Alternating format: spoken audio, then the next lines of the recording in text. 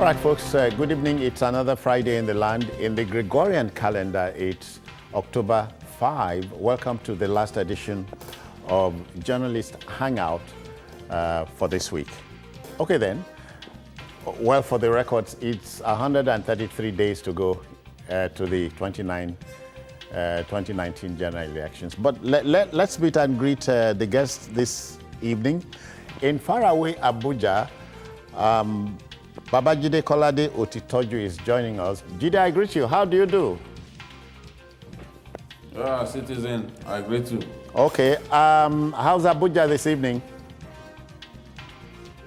Abuja is cool. We had some showers of rain. Okay. All right, then. But let's, at the studio here, we have Kunu Adeniyi. Yeah. Kunu, good evening. Good evening, James. Yeah. Bola Olajuwon has joined us. Good evening. So the team is ready. I hope everybody is.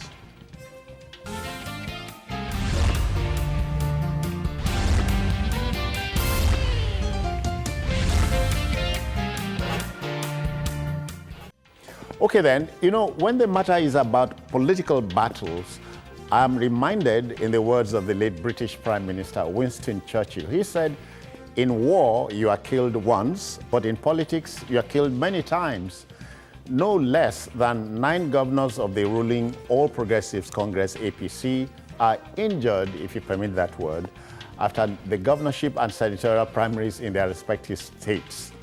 Their grouse is a supposed attempt by the party's national leadership to weaken the stability of the party in their respective states. To them, the number one citizen and father figure is Daniel, who must come to judgment here. So, Jide, how do you react to this development? Yeah, as we've talked about in the past, the chairman, the national chairman of the APC has his agenda. And his agenda is to retain the control of the National Assembly. He wants his party to retain that control, and by that he wants to protect the president and against harassment by the legislature. Mm-hmm. So he cut a deal with some National Assembly members, the APC caucus, and he actually promised them that he would give them automatic tickets so that with that, the APC can retain its control of both chambers of the National Assembly. Because, of course, we all know that Saraki is looking around. So if things go wrong in the primaries and so many of the APC senators fall by the wayside, then you can expect that Saraki, as Senate president, will profit from that. Yeah. That is what Oshomole wants to avoid.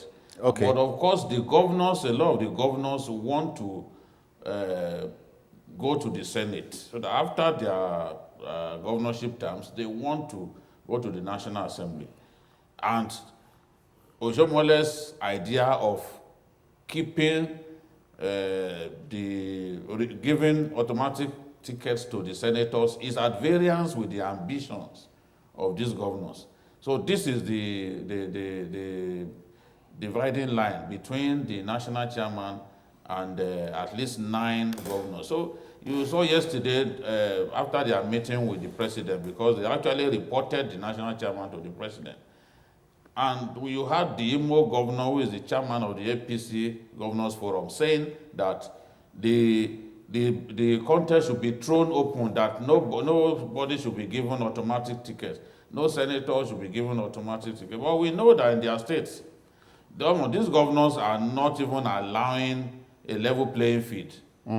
So it's the same governors who want to force the candidates of their choice on the rest of our people, who are now saying that there should be no automatic ticket for any senator. Yeah. That way they are trying to protect their own ambition to go to the National Assembly. At the same time, punish senators who had not been on good terms with them. All right. Jide, ordinarily, you would say this is good thinking by the chairman of the party. But then you have a clash of interests here. That's how I feel. Yeah, so you have a clash of interests here. That's how I feel. All right. That's how I feel. I think that he's done the right thing by trying to retain the control of the National Assembly. But, of course, politics is an interest-driven game. Whatever he's doing, as far as those governors are concerned, because they have ambitions, they will not be impressed by what he's doing. It's his own idea of keeping those senators in the chambers. They are not impressed at all. Okay. Bola, again, it's like two machines grating each other, You are going to have a friction somewhere? Sure. That's what, it's only natural to look at it, yeah. You see, naturally, when it comes to human Jide, activities... please be on standby, yeah. Yeah, when it comes to human activities, there's likely to be friction. And in politics is not an exception. In this case, there's likely to be problem. But the party is working or racing against time. Not only time, the party is also racing against personal interests. Interests of a few that want to promote their own selfish agenda against the party's interest. Surely there will be problem, but it's better for the party to settle the problem before going into election, because this is within the party. When it comes to the larger situation whereby the party is now contesting against, other parties, what will happen? Now, let's look at it this way. The party wants the best for itself as at now. The party knew that they made a mistake initially. They had a majority, but some people felt that, look, because they want to be there by force, they must form an alliance with other parties. Look at the case of, the Senate and the House of Representatives. You have a majority. The party leaders, they sat down, they said, look, these are the people we should promote. We believe in them. But some people felt otherwise. They went against the party. That is why the party found it so difficult to make headway in terms of its agenda, so that they will sail through easily. Yeah. Saraki did it, and Dogara did it too. Now, let's look at it again. Should that continue? It shouldn't. Look, what I just pray is that this is the ruling party as at now. Anything can happen. The PDP is there. They want to take over with the situation. That is the model. They are waiting in the wings. Yeah, they are waiting in the wings. But I believe at the end of the day, reasons will prevail. Reasons and wisdom will prevail. Kunu, the number one citizen is the father figure here. And the president is in a quandary. His friends don't like him. His enemies don't like him, if you understand what I mean. Now they are taking these battles to Mr. President. Well, you rightly put that as the father figure, and as a father, you'd expect him to find solutions. But what I had expected... Binding. Well, whatever it is, solution must be discovered wherever it is hidden now. What I didn't hear from Jide and Bola has to do with what's the constitution of the APC itself, the position of the rule books. Because if we look at the political strategy and perhaps the permutation of the party leadership, the rule book ordinarily gives three-way entry to getting a ticket for the party: direct primaries, indirect primaries, and of course consensus.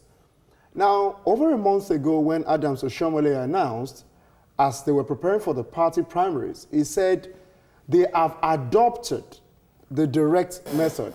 Sooner had he said that than many other persons started reacting.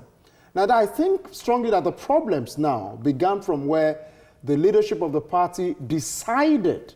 I think perhaps they would have juggled some kind of quick review of the Constitution so that persons could understand that that is because if you as a party leadership has a position and the Constitution holds a position, because there's nowhere in that Constitution that says the National Working Committee can adopt. It says that they can choose either of the options available. If I'm wrong, I stand to be corrected. That's a fact of the books. So if at that juncture they've not been able to address it, I think that is the first faux pas here. They're moving further. It is also important, as Bola rightly said, that as we go into you cannot afford any intra-commotion at this moment. If you allow that happen, you're going to jeopardize the chances of the president. But I also think strongly that the president must act very fast. If you look at Imo State, it is crisis overall. Look at Zamfara State. And do not forget, maybe this is going to be the first time we don't have cats with 9 lives, because we have nine governors who went to visit. Maybe perhaps they won't be the cats with the 9 lives now, you never can tell. So solutions as soon as they could arrive at it. Jide, again, Jide, back with you. Politics in our climb would suggest to me is the art of postponing decisions until then they are no longer necessary. So, Mr. President is challenged seriously at this point. Yeah, it's challenged, and he doesn't want the last few months of his first term to be really, really problematic. He's not really enjoyed a fantastic working relationship with the National Assembly. Mistakes were made from the beginning when he said he could work with anyone. But he realized with time that he just could not work with everyone.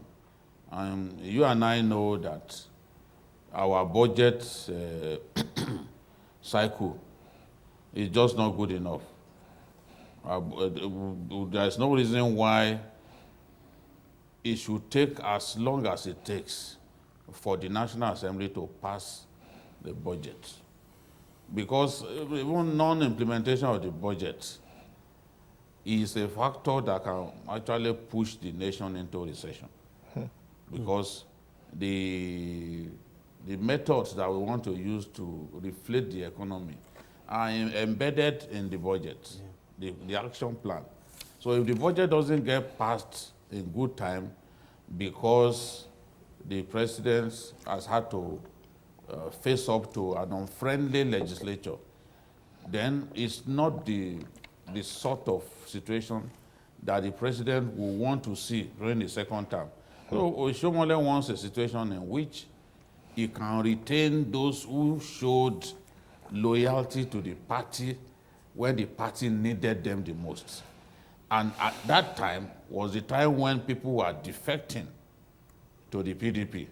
So some of the APC members stood up to be counted. You know, they showed loyalty to their party, and he took them to the president. The president shook hands with them, he met them, he thanked them. I remember on that occasion, he even told Shehu Sani, the lawmaker from Kaduna Central, that I now believe that you are a true activist. So at that point, the decision was made that we must keep these people going forward, help them to retain their seats so that we can be sure of their loyalty during the president's second term. What happened during the first term, he does not want to see happen during the second term. So he would want people that can vouch for their loyalty. But as we can see, some of those senators do not enjoy a charming relationship with their governors. And those governors want to use this time to punish them. They make them pay for the frosty relationship that exists between them and those governors. So at this point, what Oshomole is trying to do is show that the party is supreme. No governor can be bigger than the party. The ambition of a governor cannot be bigger than the well-being of the entire party. Yeah. So where a governor wants to, use all means, including even vote rigging, to impose the candidates of their choice on the people, Oshomole will step in, because that is where a party begins to lose the election. If you force an unpopular candidate on the people, on your party, the people could revolt on election day. We've seen that happen. It happened in Kano during the SDP days, when Kano, despite being strong, despite the SDP being very strong, the people voted for the NRC candidate, Kabiru Gaya. It also happened in Lagos during the Otedola era. Yeah. So if if the national chairman can ensure that only the popular candidates emerge from these primaries and not just people that the governors want to force on the people, then he will have taken a big step towards keeping the party united, keeping the party strong enough to be able to win the general election. And of course, just as you know, that a lot of our people are just interested in making themselves happy. Their interest comes first. Their interest comes first. So for that reason, even if a governor sees someone as being unworthy, as being unpopular, as long as that person is the person that he likes, he wants to impose that person on the party. I've seen videos of APC primaries in some states where already thumb-printed ballots were being used, where people were doing massive thumb printing in favor of the candidates of some governors. These things shouldn't be happening.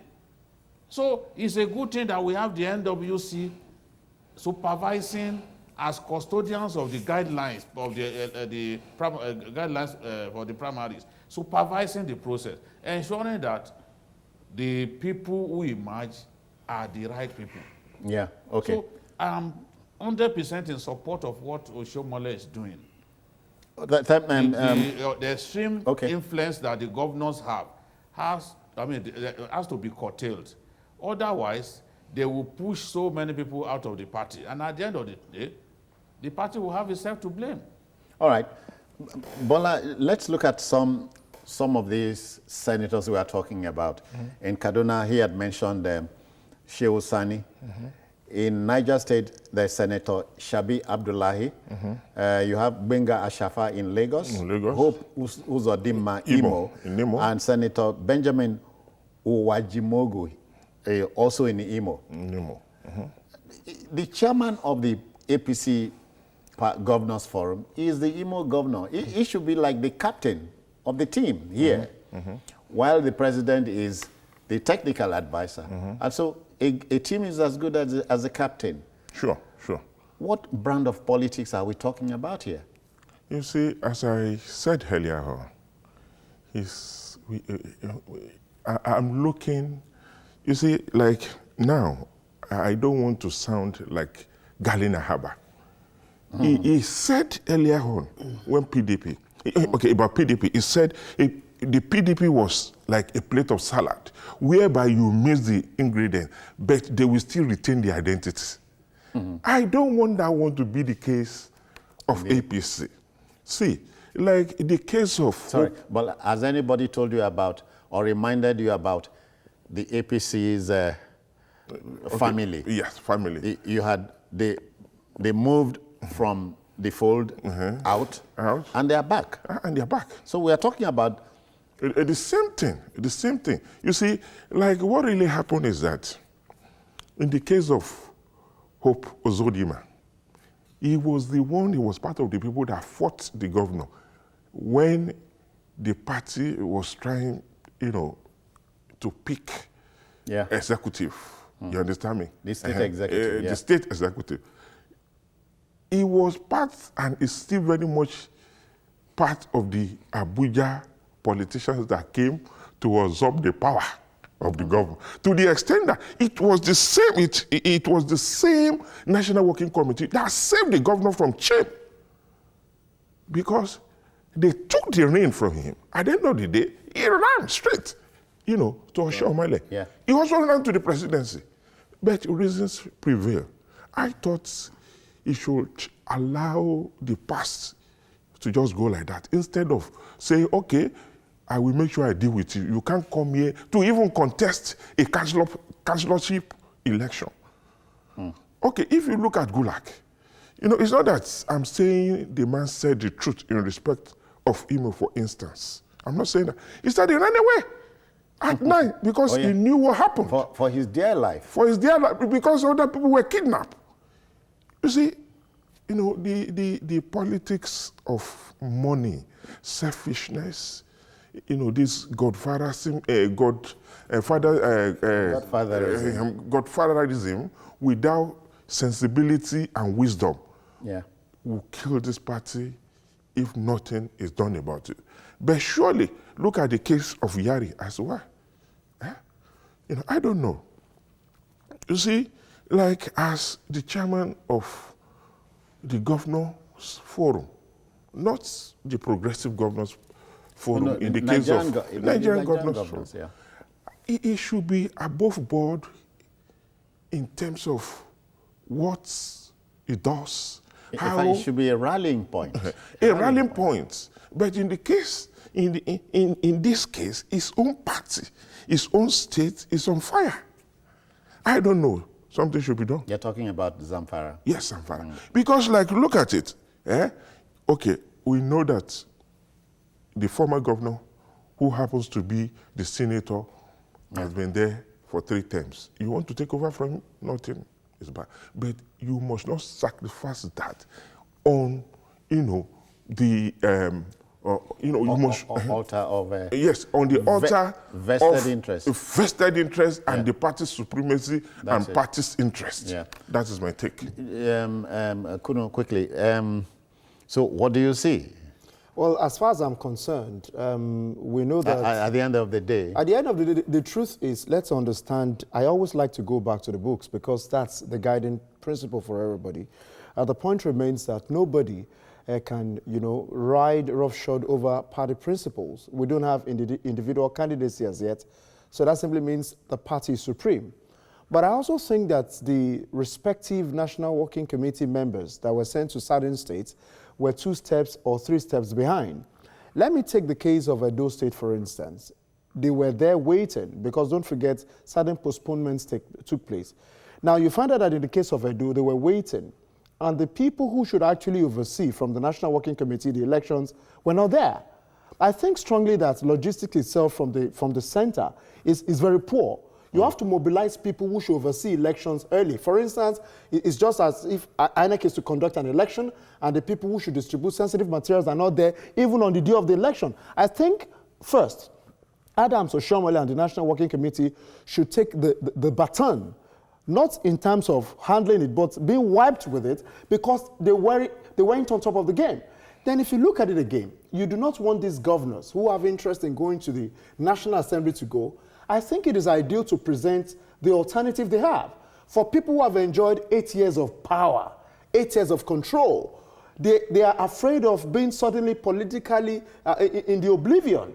And I think it's important, even for the people who do not want them to come back, to sit at the table with them that although this is what you want, this is what will happen because of party interest, but this is the offer we have for you. Because everywhere in the world, Jones, you have alternatives for certain people, especially when they are as part of positions. So you cannot want a governor who has actually been in control for 8 years to just go into oblivion sooner had he left office. Then do not also forget that they enjoy a measure of protection when they actually continue their political life at any opportunities that is open for them. Yeah. So that's another thing. Yeah, Jide, Mr. President himself is, if you agree, is also bothered about his ticket. Never mind it's a given that he might pick it, but here he is saddled with checking his own house, and some boys in the house are becoming stubborn. So October 6, I'm told, is supposed to be... 7. So October 7 is at hand. Yeah. It's... The president has to do his best to rally his troops because he needs them to win the election. Yes, he has his own ticket in the bag, but he does not want to go into the contest with a divided house. And he does not want to go into the contest with a weakened army. So that is why all the efforts being made by Oshiomhole to deepen democracy, the president has to support. I'm afraid he has to support such moves. Nobody can be bigger than the party. Look at what Oshiomhole said about what transpired in Zamfara. where ballot materials were snatched. We are talking about a primary election, for God's sake. Ballot materials being snatched, taken to unauthorized places, you know, all because of a plan to rig. And at the end of the day, the NWC panel refused to compromise, and they reported back to Abuja that this is what happened. So it is important to have elections that are free and transparent, even at party level, because that is the way to unite the party behind whoever wins. If the process is not seen to be transparent, if the fidelity of the process cannot be guaranteed, you can be sure that there will be so many disgruntled people who will work against the interests of the party. And that's not what you want to see. And that's why Oshomole is saying, people should know that nobody can be bigger than the party. And any action that anyone will take that will be at cross purposes with his own desire to deepen democracy, he is going to oppose. He's not going to let that fly. So governors have to be told the truth. Yes, you are influential, but don't think that because you are governors, you are more important than the party. Your interests cannot be more important than the interests of the party. You have to, everyone must work for the common good. We are saying that one of the reasons we have these issues in our country is because party supremacy has been relegated to the background. People think that, with money, they can achieve their aims within a party. But we must bring back party supremacy, as we had it during the Awolowo era, where parties actually made money available for candidates to contest election, and even sponsored the election of candidates. But what we have today is that any money bag who comes into politics sponsors his own election. He spends his own money. And when he gets to Abuja, he doesn't think that the party matters. So this is not right at all. It is only candidates who are good enough that should emerge from the process. And if the process is flawed, I can bet you that the right candidates will not emerge. The candidates who are not good enough, that the people do not like, that are not popular within the party framework, are the candidates that will emerge. And once that happens, the party is going into the contest weakened. The law says that by 12 a.m. on Monday, any party primary conducted after 12 a.m. on Monday is null and void. So APC must get it right on this final day, because they have their convention the next day. So they must get it right today. Otherwise, they risk not fielding candidates in some states. And I'm sure that's not what the party leadership will want to see. At the same time, thank you, yeah, because time is against the party at this stage, it should not now be an opportunity for governors who had been resisted up to this point to eventually have their way by forcing unpopular candidates on the people. Yeah. Thank you, JD, but keep your seat. As soon as we go on this break, we'll return with you and the guys here. Gentlemen, before we take it home quickly, my thinking is, if you are popular as a governor, Bola and Kunu, you have nothing to fear. Sure. You may not have anything to fear, but don't forget that you don't have complete support across the states. For instance, grassroots matters. No, I'm sure you heard me. If you are popular. If you are popular, that's also the possibility of having either partial or full support, because that's the expression from the meaning of what you said. So for me, don't forget that Uzodinma and Rochas, for instance, have a divided states to cater to. You're talking about Uzodinma from a senatorial district. Obviously, the people who are there that has benefited from the so-called constituency projects over the years would want him to be back.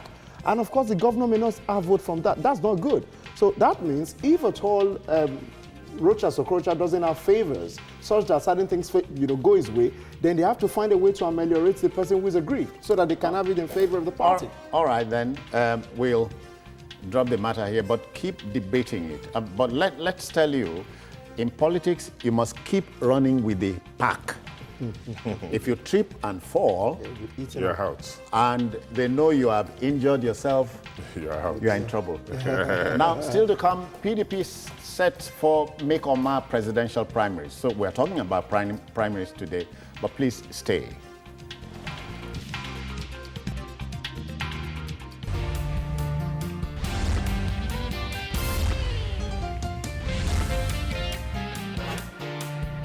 Okay, then I'm glad you're still there at the television. You know, in politics, permutations are no substitutes for judgment. It's more like an unwritten story without a beginning or an end. It's not in doubt that the main opposition party, the People's Democratic Party, the PDP, would be holding its presidential primaries tomorrow in the River State capital of Port Harcourt. As at the last count, 12 heavyweights are in the running for the coveted ticket that gives the flag bearer a chance of facing incumbent President Muhammadu Buhari. Political pundits and gurus smell a make or mar atmosphere. I hear a statement credited to a cynic. He said, vote for the man who promises least, because he will be the least disappointing. Jide, are you listening to me? Are you with me this Friday?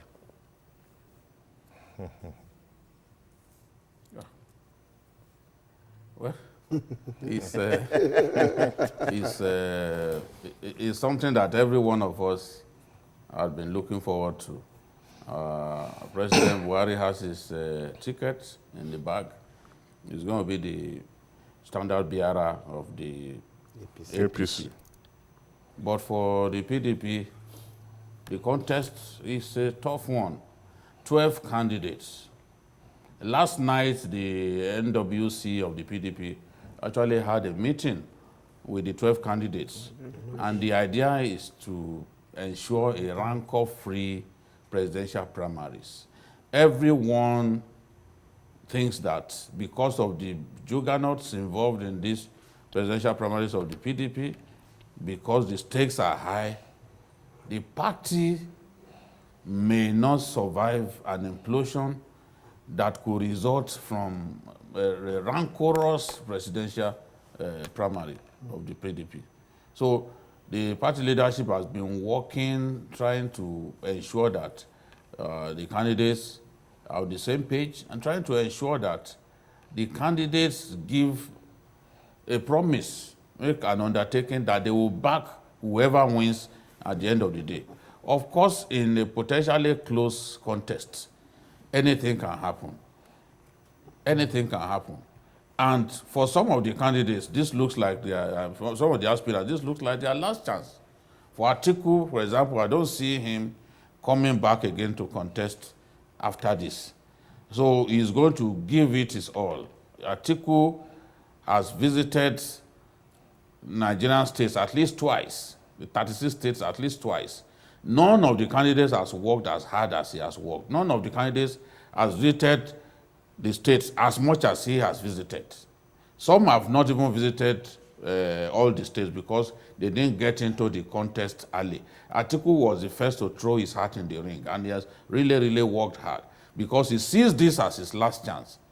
But of course, we know that the influence of the governors will play a key part in determining who picks the ticket to face Muhammadu Buhari next year in the presidential election. And this is where people like Wike, the governor of River State, come in. There are many people who think that Wike is actually the lord of the manor in the PDP, because Wike actually brought Secondus, the national chairman, to power. And to many people, it is what Secondus is what Wike wants that Secondus does. Not only that, you know the part that money plays in primaries like this, because delegates are coming from all parts of the country, and these delegates, there is tremendous horse trading, there is tremendous mobilization of this delegate, and it will involve a lot of money. So the candidate that has fantastic war chest is likely to do very well in this kind of contest, because whether we like it or not, money has crept into our politics and money has refused to go. In fact, it's getting worse. Our politics is becoming more and more monetized. So at the end of the day, the PDP presidential primaries that we hold tomorrow could turn out to be the most expensive presidential primaries in Nigerian history because of the caliber of people in the race and the determination of those candidates. You cannot tell a Sule Lamido to come back 4 years to contest again. This is his last chance, and he's going to give it his all. He's going to spend as much money as he thinks he needs to back the ticket. And then, of course, we have the Dankwambos of this world who think that they are the best for the job. And you have Tambuwal, a man that I told my friend that he should never be written off. Because I heard a long time ago that what the PDP wants is a candidate from the Northwest. Not just a candidate from the Northwest, a candidate who has immunity, because they are not sure that 1 or 2 days to the presidential election, that the EFCC cannot come no up fly, with an no fly accusation in the ointment against their candidate. So they want a candidate who has immunity against prosecution right up to the time of the election. And Tambuwal fits the bill. Everyone also thinks that Tambuwal is Wike's candidate. And given what Wike did at the last PDP convention, they think he's the one who runs the show in the PDP. Not only has he got so much money to spend, he has tremendous influence over even his fellow governors. So it's a potentially very interesting contest, and all our eyes will be on Port Harcourt for us to see what eventually pans out on the day. All right, Bola, again, we have talked about Wike. If Wike, remember the drama, the build-up to the convention. Yes, threatening the party. Yeah, take it away from Port Harcourt, and I will deal with you. And I will deal with you. So, if he has, Jide talked about the man with the deep pocket. If the man Wike wants is not with a deep pocket, what happens? No, the issue is this: if we pick the bill, Wike will pick the bill of the person. And it is not his money. It's his state's money. But the issue is this: he has been spending the money. Do you want to tell me that he brought the money from his family, or he worked for it? They have a way of dipping their hands into the coffers of the states or government purse. Let me tell you, you see, a party worth its salt will take the National Convention from Port Harcourt, take it to a neutral ground, but the man threatened them and they still went back to beg him. It's a shame. I'm telling you, it's a shame, I repeat it. Now, let me tell you, you see, look, the best person, a party man to the core, that's supposed to, be considered for the job, is Sule Lamido. He came up with the interests initially, but they told him, keep short. The man was edged out. To the extent by the time they invited all the governor, I remember very well, the servant governor, he asked him, okay, Sule Lamido is even here. Is it true that you are interested to contest the presidency? The man said no. And that was all. And they picked Jonathan. It was the same, Babangida that came up to say that, look, they're supposed to have picked a presidential candidate from the north. Make it Babangida Aliyu. Babangida Aliyu, sorry, so that people will not think he's the evil genius. Yeah. Okay, now look at it.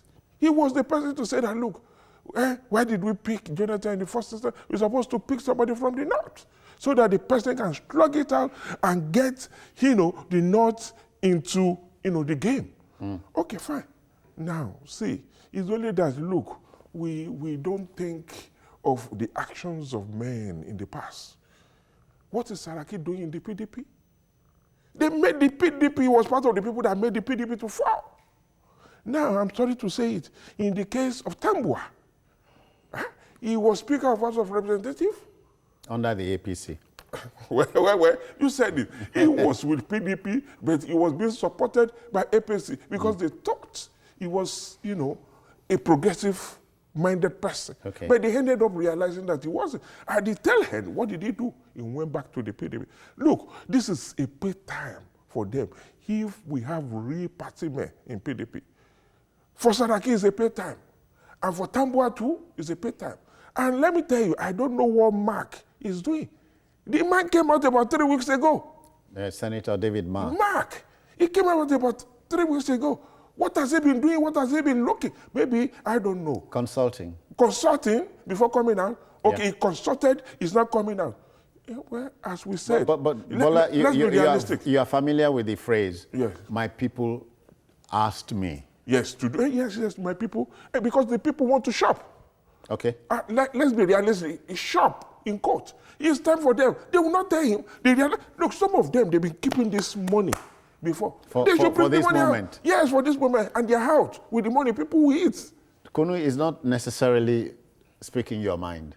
I'm looking at the star-studded team. You talked about David Mark. We have mentioned the Sule Lamido, Sule Tambuwal. There are many. Yes. Well, I want you to understand that the typifications of our Dirty politics here Ahmed. is actually political adultery, as epitomized by the likes of Saraki, the likes of Tambuwal, and, you have them all there. And, if you're talking about the elimination strategy, it should begin from people who lack in concrete political ideology. So that means if I were to do a subtraction strategy, I'd have removed Tambuwal from the race. I'd have taken out Atiku from the race. Yeah. As a matter of fact, the person that is a certificated political adulterer in the scheme of things is Atiku Abubakar. He has swinged actually from one point to the other, and I think that is evidence of his lack of political ideology and desperation for power. That's one. Now, if you now look at the future and those who perhaps could hold certain things for the country, you perhaps may be considering the likes of Dakwambo, who has been the Accountant General of the Federation at some point. What does he have? What has he got to offer? You want to look at Dati Ahmed, a very cerebral-minded person. What are his chances? You also want to talk about David Mark is the most unserious of all the aspirants, and I don't have In your estimation. Most definitely, I'm the one speaking. You're not. So it is my own opinion. Because if you are to demonstrate that you indeed are interested in taking your party to the next level, particularly that they are suffering from right at the moment, you should have indicated interest long ago. And let's look at it. Since he lost the presidency of the Senate, he has not raised the motion. I've not heard him. I was always looking out for David Mark to raise a motion, sponsor a bill. He's kept completely quiet. So how much will that kind of man offer if he's availed the candidacy or the aspirant position to represent the PDP?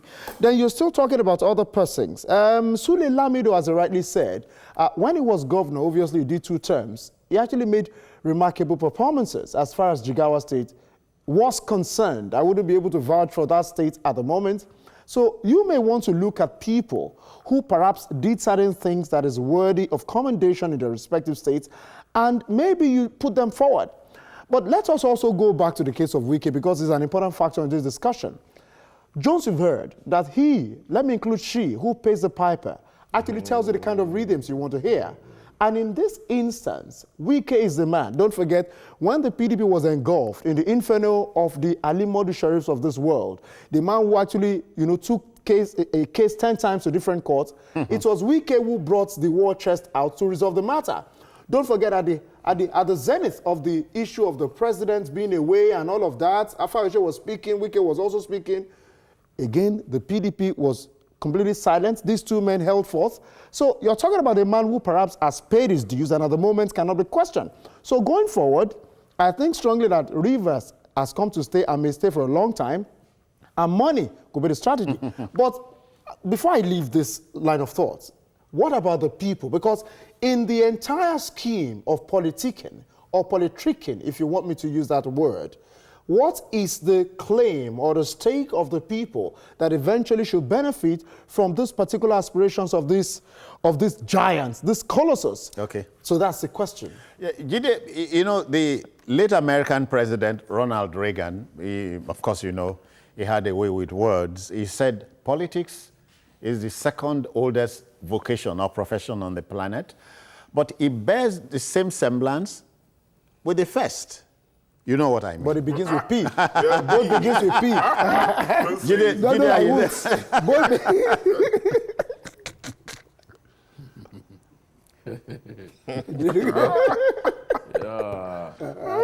He was an actor, so and he had his way with words. Yeah. He was a man with an eye for the spoken word. Yes. Good memories about Ronald Reagan. But talking about this contest, what is important is for the PDP to deliver a transparent presidential primary. Once they are able to do that, they can be sure that the candidates, the aspirants who lost will rally around the candidates who eventually wins. But if the process is not transparent, is not seen to be free, fair, and credible, people's blood will boil. And those aspirants will go out feeling cheated, and they will go and work against the interests of their party. Their supporters will work against the interests of the party. So what is important is for them to deliver a fantastic presidential primaries. And what they are telling us is that the accreditation committee, for example, the accreditation and electoral committee, the two most important committees in the scheme of things, have representatives of all the 12 candidates. That way, nobody will come out to say, no, I've been unfairly treated, I've been cheated. And then the delegates list. The PDP has also produced the delegates list and given each aspirant a copy of the delegates list. So there is nothing like we didn't know those eligible to vote, ghost delegates were brought to the convention venue and all that. So these are some of the moves that they have made to make this transparent, and then of course ensure that after the contest, the party lives on. After the contest, the party remains strong enough to be able to give the APC a run for its money in the general election. So all is set for tomorrow, but who will win is an extremely difficult prediction to make. Atiku has worked so hard that there is hardly any opinion poll, even online polls, that is done that will not place him ahead of others, because he's reached out, he's worked extra hard. But this contest is so star-studded and full of talented politicians who are also very, very smart. You have a Bukola Saraki in the race. You underrate Bukola Saraki at your peril, because he's a smart politician, he's a tactician, he's a political tactician. He thinks, he is gifted with the capacity for quick thinking. And that is very important in politics. I may not like his brand of politics, but I'm someone who will admit to the fact that he's a smart politician. So when you have that kind of person in the race, you know that you are in for a tough contest. And then you have Kwankwaso, who has cult following in many states of northern Nigeria. He appears like someone who, given the cult following that he has in northern Nigeria, can actually give Buhari a good contest. Yeah. But all right. Having cult following among the ordinary guys does not mean that you can win a presidential primary, because it's all about the delegates. It's all about how much you can spend. It's all about the horse trading. It's all about the massive mobilization of these thousands and thousands of delegates. Yeah. So people may actually like you on the streets, but you may not actually have the right tactics that will deliver victory to you in a presidential primary election. Okay, then. But then, it is nail-biting stuff, and we can only wait for what will happen on Saturday in Port Harcourt. Jide, we want to wish you a happy stay in Abuja. I hear our station is involved in a project that took you to Abuja. We are saying, enjoy your time in Abuja, send the bills to the Hangout. Thank you. Thank you, Jide. Okay then, gentlemen, Bola, war has rules, wrestling or boxing has rules. Does politics have rules? No, no, no, no. Okay, okay. No.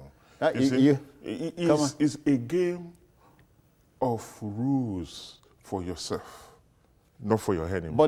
But Kunu talked about the rule book. See, let me tell you one thing. He has been saying that I don't want to, take him on this. You see, legally, you understand me? Yeah, there's rule. In the case of party affairs, there's a rule book. But people will bend the rule in order to satisfy their own selfish interests. Yeah. You understand me? Look, even if they will come up with, I've seen a politician asking me, say, Bola, what is this? I said white. He said it's not white, it's black. I said, what are you telling me? Are you telling me I'm a baby?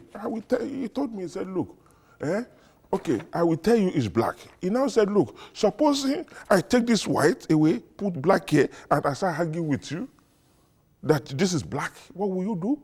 I said, it's possible. That is why you're a politician. He said, yes, just take it. And that is that. Look, if you are talking of the rules, look, rules are meant for men. Men are not made for rules. Look, that is I should have known that. Yes. Well, I think strongly that the unethical practices should not be seen as universal. It is peculiar, especially at its wanton zenith in this part of the world. And it's also a demonstration of our level of poor civility and our do or die to get a particular thing. So what is instructive again is that the people who eventually will decide the fate of this aspirant should get ready to do what the Constitution guarantees, which is their right to vote and be voted for. Okay then, we will leave it there for today and the week, but not before thanking the viewer. The show is about you. And don't forget whatever we do at this table is simply to help you make up your mind about certain things. Let's thank Bola Olajuwon for coming. Thank you. Kunu Adeni, many thanks. Thank you very much. And Babajide Kolade Otitoju in faraway Abuja. Okay, I've heard it said, I don't know if you have heard it too, that if you put a Nigerian politician in charge of the Sahara Desert, there'll be a shortage of sand. I don't believe it. I don't believe it. That's all on the program. You can also watch Journalists Hangout on other platforms showing on the screen and on YouTube at youtube.com/TVC News Nigeria. The feedback channel is the same. I am Citizen Jones Hussein. Bye-bye now.